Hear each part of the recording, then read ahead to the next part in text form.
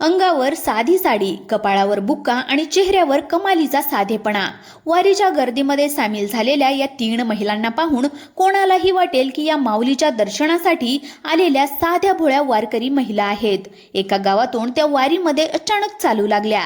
2-3 दिवस झाले तोपर्यंत कोणाच्याही मनामध्ये त्यांच्याबद्दल साधी शंकेची पाल देखील चुकचुकली नाही. पण त्यानंतर या 3 महिलांनी वारीमध्ये एक असा धक्कादायक आणि थरारक प्रकार केला जो एकूण संपूर्ण वारी हादरून गेली आहे.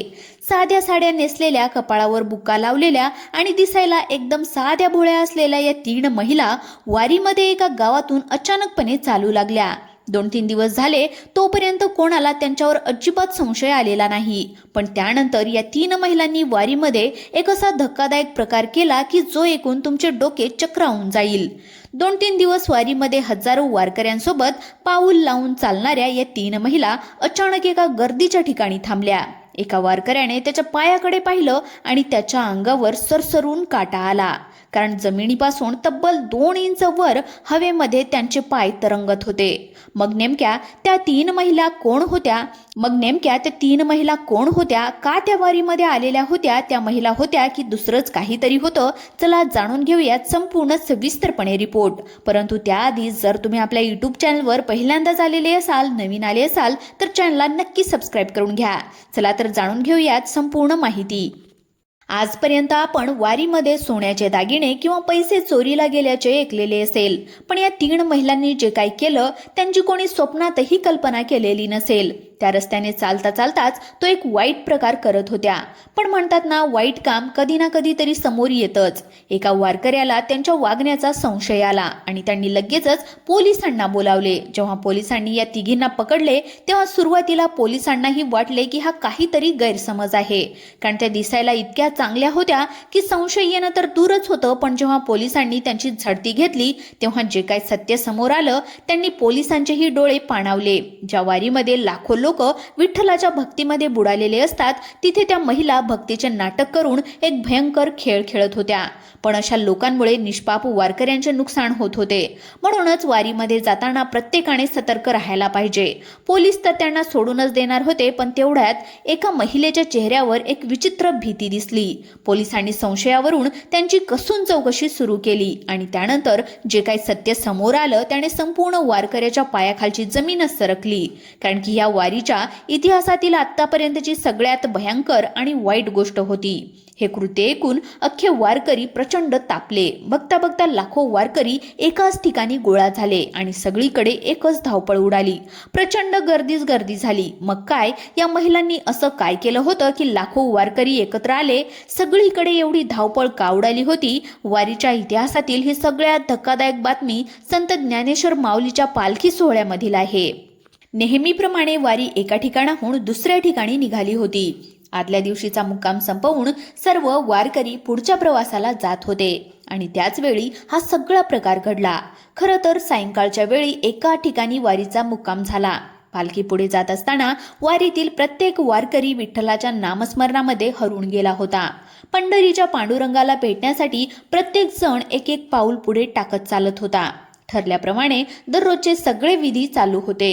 वारीमध्ये असणारा प्रत्येक जण, मग तो गरीब असो वा श्रीमंत, गोरा असो वा सावळा, त्याला फक्त माऊली याच नावाने ओळखले जात होते. प्रत्येक लोक त्याला माऊली म्हणूनच ओळखत होते. अशा या पवित्र वातावरणामध्ये एक धक्कादायक प्रसंग घडला. वारी आळंदीतून निघून पुढे सासवडमध्ये मुक्काम ठरणार होता. पण 3ऱ्या-4थ्या मुक्कामामध्ये हा विचित्र प्रकार घडला, ज्यांनी लाखो वारकऱ्यांमध्ये खळबळ उडून दिली. त्या 3ऱ्या दिवशीची सकाळी जेव्हा वारी सासवडमधून पुढे निघाली तेव्हाच वारीमध्ये अचानक 3 महिला सामील झाल्या. त्यांचं राहणीमान अगदी ग्रामीण भागातील लोकांसारखं होतं. त्यांनी मळकट आणि साड्या घातलेल्या होत्या. त्यांना पाहून कोणालाही वाटेल की साध्या भोळ्या वारकरी महिला आहेत. वारीमध्ये रोज नवीन लोक येतात, मुळे या महिला कधी यामध्ये आल्या हे कोणाच्याच लक्षात आले नाही. पण महिलांच्या डोक्यामध्ये काय चाललं होतं हे कोणाच्याही वाईट कृत्य कोणालाच माहिती नव्हतं. याची कल्पना कोणालाच नव्हती, कारण की त्यांना पाहून कोणीही त्यांच्यावर संशयही घेतला नव्हता, कारण त्या दिसायला अगदी नेहमी वारकऱ्यासारख्याच वागत होत्या. पण चोऱ्या करतात, दागिने किंवा मोबाईल चोरतात हे सगळ्यांनाच माहिती आहे. पण या महिलांनी असं काहीतरी करणार होत्या ज्याचा कोणी स्वप्नातही विचार केलेला नव्हता. कोणतीही चोरी केली किंवा कोणतीही वस्तू घेतली नाही तर त्या वारीच्या इतिहासातील सगळ्यात वाईट गोष्ट ठरणार होती. आणि नेमक्या याच कामासाठी त्या तिघी वारीमध्ये सामील झाल्या होत्या.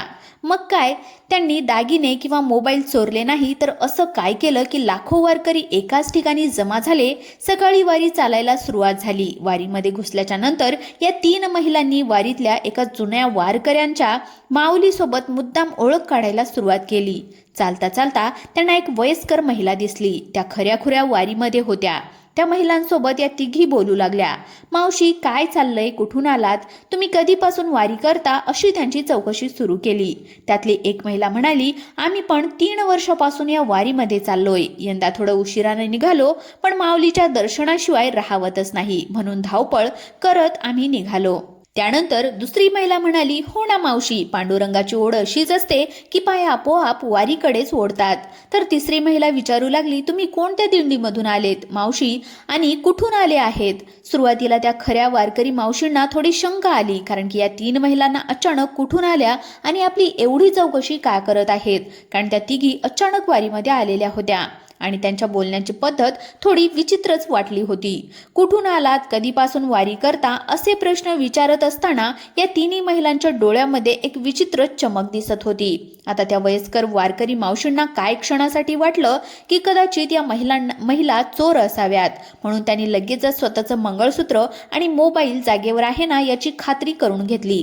पण त्यानंतर त्या 3 महिलांनी इतक्या प्रेमाने आणि आपुलकीने बोलू लागल्या की मावशींना वाटलं या सुद्धा आपल्यासारख्याच साध्या वारकरी महिला आहेत. त्यांनी आपल्या दिंडीबद्दल आणि गावाबद्दल त्या महिलांना सगळी काही माहिती दिली. कोणालाही शंका येत नव्हती की त्या काही चुकीचं करू शकतात. पण त्या महिलांच्या मनामध्ये एक मात्र काहीतरी वेगळंच डाव सुरू होता. त्यापुढे काय कृत्य करणार होत्या याची कोणालाच कल्पना नव्हती. त्यानंतर त्या महिला थोड्या पुढे गेल्या आणि त्यांनी वारीतल्या दुसऱ्या एका महिलेला बाजूला ठेवलं. त्या म्हणाल्या, मावशी, आम्ही या दिंडीमध्ये नवीनच आलोय. आमची मूळ दिंडी चुकली आहे आणि ती खूप जास्त पुढे निघून गेली आहे. आणि बघता बघता इथेच त्यांनी आपला खरा डाव टाकला. त्यापुढे म्हणाल्या, आम्ही सकाळी लवकर उठून लवकर निघालो होतो, पण रस्ता चुकलो आणि आमची दिंडी कुठे आहे हेच आम्हाला कळले नाही. त्यातली एक महिला म्हणाली, हो मावशी, आम्ही खूप चाललोय. आता आमचे पाय दुखायला लागलेत. आमची दिंडी पुढे गेलेली आहे. तिथे पोहोचण्यासाठी आम्हाला आता गाडीनं जावे लागेल, पण गाडीने जाण्यासाठी आमच्याकडे पैसेच उरलेले नाहीत. त्या महिलांनी दुसरी महिला म्हणाली, आम्ही पण खूप घाबरलो आहोत मावशी, कारण की आता नक्की काय करायचं हेच आम्हाला समजेना. तुम्ही आम्हाला कशीही काहीही मदत करू शकता का? इतक्यात तिसरी महिला थरथरत्या डोळ्यामध्ये पाणी आणून बोलू लागली, आम्ही खूप अडचणीमध्ये आहोत. आम्ही खूप जास्त अडचणीमध्ये आलो आहोत मावशी. आम्हाला फक्त आमच्या दिंडीमध्ये परत जायचं आहे, कारण पांडुरंगाचं दर्शनच घ्यायचंय. हे सगळं ऐकल्याच्या नंतर त्या वारीतील मावशींना त्यांची खूप जास्त दया आली, कारण त्या 3 महिलांचे कपडे आणि राहणीमान अगदी ग्रामीण भागातील लोकांसारखं होतं आणि त्यांच्या चेहऱ्यावर प्रचंड थकवा दिसत होता. त्या तिघींच्या चेहऱ्यावरील काळजी स्पष्टपणे दिसत होती. त्यामुळे त्या मावशीने मदतीसाठी सुरुवातीला स्वतःहून 200 रुपये काढले आणि म्हणाल्या, माऊली, काळजी करू नका, पांडुरंग तुमच्या पाठीशी आहे. हे घ्या, मी तुम्हाला एवढीच मदत करू शकते. असं म्हणून खऱ्या वारकऱ्यांनी त्या मावशीने त्या 3 महिलांना 200 रुपये देऊन टाकले. त्यावर त्या महिलांनी मावशींना नमस्कार केला आणि म्हणाल्या, तुमचं भलं होईल मावशी, पांडुरंग तुम्हाला नेहमी सुखी ठेवतील. या महिला चोर होत्या की नव्हत्या यामुळे कोणालाही शंका येण्याचं कारण नव्हतं, पण त्याच्या मनामध्ये एक वेगळीच काहीतरी शिजत होतं. त्यापुढे जाऊन असं काय वाईट करणार होत्या ज्यामुळे वारीमध्ये सगळ्यांना एक मोठी वाईट घटना त्यांच्यासोबत घडणार होती याची कोणाला कल्पना देखील नव्हती. वारीतलं वातावरण इतकं पवित्र आणि विश्वासाचं असतं की तिथे कोणीच कोणावर सहज संशय घेत नाही.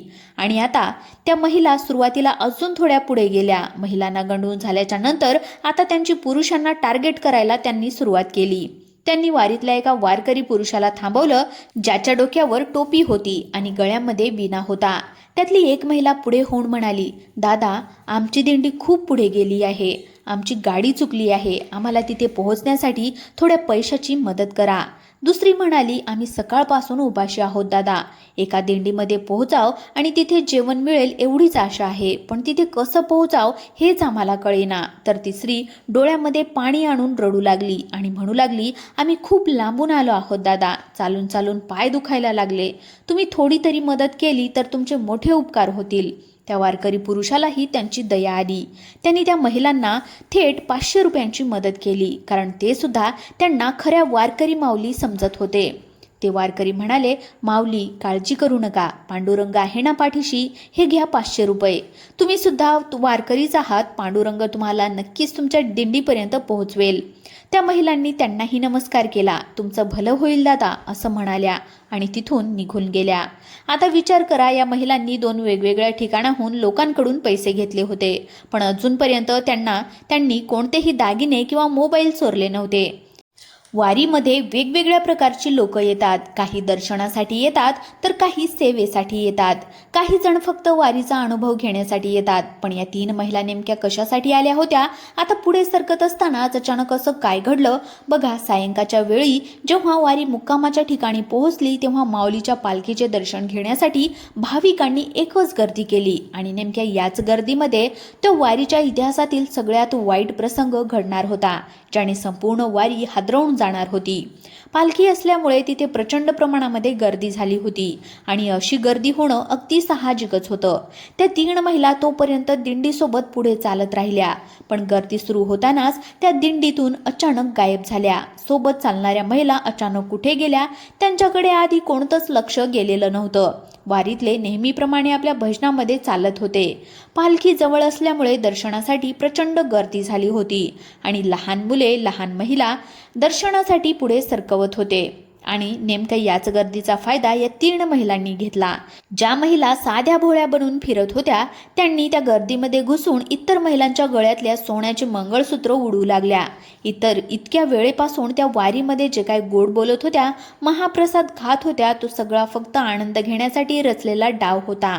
वारी मुक्कामाच्या ठिकाणी आली आणि प्रचंड गर्दी होणार होती आणि त्याच गोंधळाचा फायदा त्यांना आता घ्यायचा होता. हाच खरा त्यांचा उद्देश होता. गर्दीमध्ये जेव्हा दाट उडाली तेव्हा त्यांनी एका महिलेच्या गळ्यातील मंगळसूत्र जोरात ओढलं. पण हे कृत्य करत असताना तिथे उपस्थित असलेल्या एका मुलाने त्यांना रंगे हात पाहिलं. त्यांनी कसलाही विचार न करता थेट त्या चोरी करणाऱ्या महिलेचा हातच पकडला. त्याचा हात पकडताच त्या महिलांनी तिथे रडण्याचं नाटक सुरू केलं. त्या रडत रडत म्हणू लागल्या, आम्ही काहीच केलं नाही, आमच्यावर चोरीचा खोटा आरोप का करताय? पण त्या मुलाने स्वतःच्या डोळ्याने चोरी करताना पाहिलं होतं. तत्काळ त्या ठिकाणी पोलीस आले आणि पोलिसांनी त्या तिघींना सुद्धा पकडलं. तेवढ्यात त्या महिलांनी एक हुशारी केली. त्यांनी हातात असलेले चोरलेले मंगळसूत्र गुपचूप खाली फेकून दिलं. त्यामुळे पोलिसांनी जेव्हा त्यांची झडती घेतली तेव्हा त्यांच्याकडे फक्त वारकऱ्याकडूनच घेतलेले पैसे निघाले, सोनं सापडलं नाही. पोलीस चौकशी करत असताना त्या म्हणाल्या, आम्ही खूप घाबरल्या होतो. त्या महिला त्या पोलिसांनाही तीच गोष्ट सांगू लागल्या की आमची पालखी हरवली आहे, आम्ही फक्त लोकांकडून मदतीचे पैसे घेत आहोत. पण पोलिसांनी कसून चौकशी केल्यावर समजले की ती सगळी माहिती खोटी, बनावटीची होती.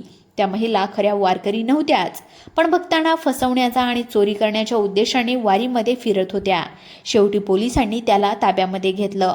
मित्रांनो, ही घटना सांगण्याचा मुख्य उद्देश आहे की वारीमध्ये जात असताना महिलांनी शक्यतो अंगावर जास्त सोने, दागिने किंवा मौल्यवान वस्तू ठेवू नयेत. मंगळसूत्र किंवा कानातले घालायचेच असतील तर वारीपुरते नकली घालू शकता, कारण वारीमध्ये असे चोरटांचे गट खूपच जास्त सक्रिय असतात. पुरुषांचे मोबाईल, अंगठ्या, सोन्याच्या चेन चोरीला जाण्याच्या घटना नेहमीच घडत असतात. त्यामुळे आपली सुरक्षा आपल्या हातामध्ये आहे. या धक्कादायक घटनेविषयी तुम्हाला काय काय वाटलं कमेंट करून नक्की कळवा. जर तुम्ही पांडुरंगाचे खरे भक्त असाल तर कमेंटमध्ये रामकृष्ण हरी लिहायला अजिबात विसरू नका. धन्यवाद.